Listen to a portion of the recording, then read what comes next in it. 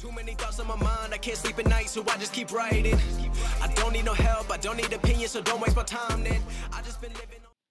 Bonjour à tous et bienvenue à cette capsule de révision sur la fonction sinus. Donc aujourd'hui, on va vouloir trouver encore une fois les zéros d'une fonction sinus. Donc on se souvient que les zéros, c'est quoi? Mais c'est les valeurs de x possibles quand y vaut 0. On va dire que trouver ça. Fait que 1, trouver les zéros possibles. Puis aussi bien qu'une fonction sinus, ben, ça ne soit aucun zéro ou une infinité de zéros. Okay. 0 égale 8 fois sin de pi sur 4 fois x plus 3 moins 2.5. Là, on voit notre 2.5 de l'autre bord, puis divisé par 8. Fait qu'il va nous rester dans le fond 0.3125 égale sin de pi sur 4 fois x plus 3. Ce qu'on va vouloir faire, on va vouloir mettre un arc sin de chaque bord pour pouvoir se débarrasser de notre sin ici. Là.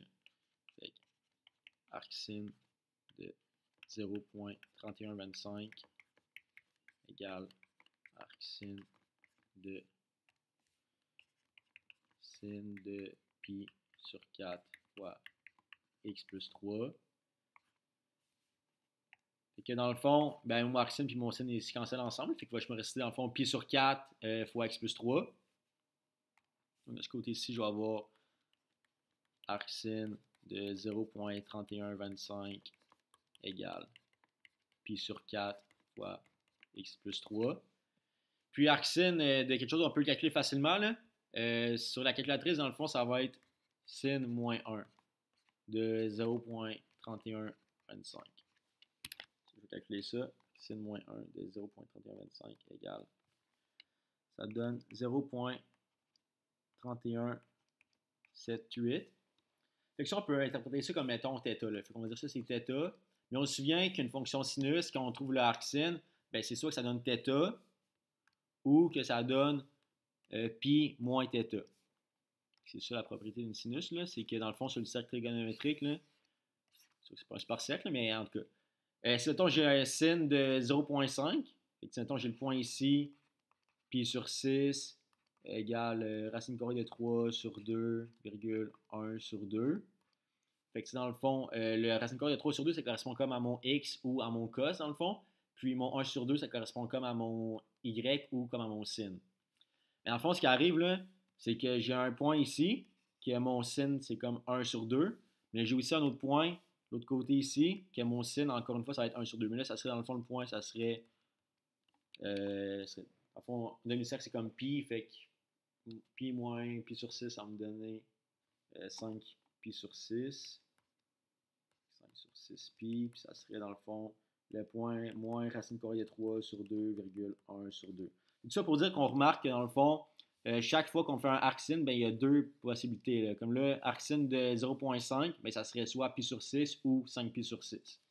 Mais là, je fais arc sin de 0.3125 parce que je n'ai pas dans mon cercle. Là. Fait que le cercle ne me sert à rien d'intervenir ça. Là, parce qu'il n'y a pas de par cœur là-dedans. Là. On ne peut pas savoir c'est quoi par cœur 0.3125.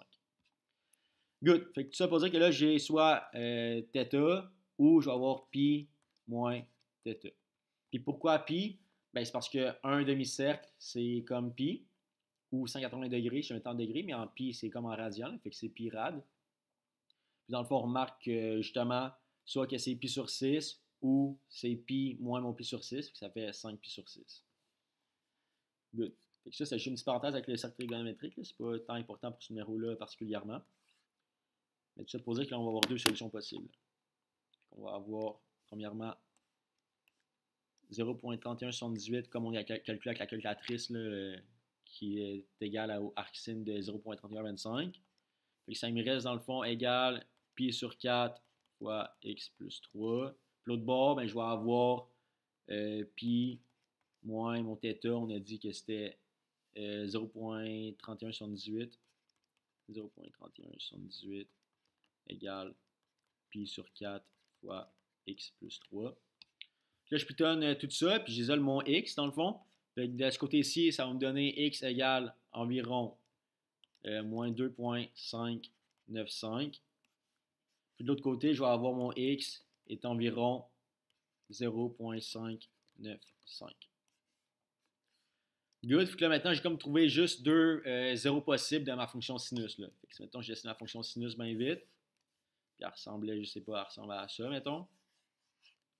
Mais c'est comme si j'avais trouvé, par exemple, un 0 ici, fait que mon moins 2.595, puis un 0 ici, fait que mon 0.595.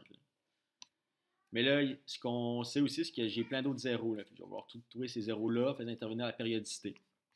Fait que là, on va être rendu à étape 2, trouver la période.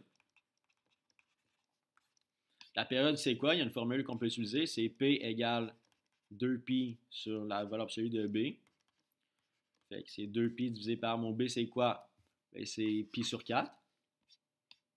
Absolu de pi sur 4. Puis on se rappelle la valeur absolue, qu'est-ce que ça fait? Bien, ça transforme un négatif en positif, ou si c'est déjà positif, bien, ça le laisse en positif. Là. Fait que donc pi sur 4 va rester en pi sur 4. On est juste dans le fond 2pi sur 4, puis ça me donnait 8. Fait que ma période, c'est 8. Maintenant qu'on a trouvé la période, on va pouvoir faire trouver la réponse finale, dans le fond, pour faire intervenir la périodicité. Là. Fait que 3 réponses. Fait qu'on a que nos zéros, c'est quoi? Fait x appartient à la première réponse trouvée. Fait que moins 2.595. Moins 2.595 plus 8n. Puis je vais aussi avoir mon autre point. Mon autre point, c'est quoi? C'était 0.595. Je vais faire union 0.595 plus ma période, c'est 8, plus 8n.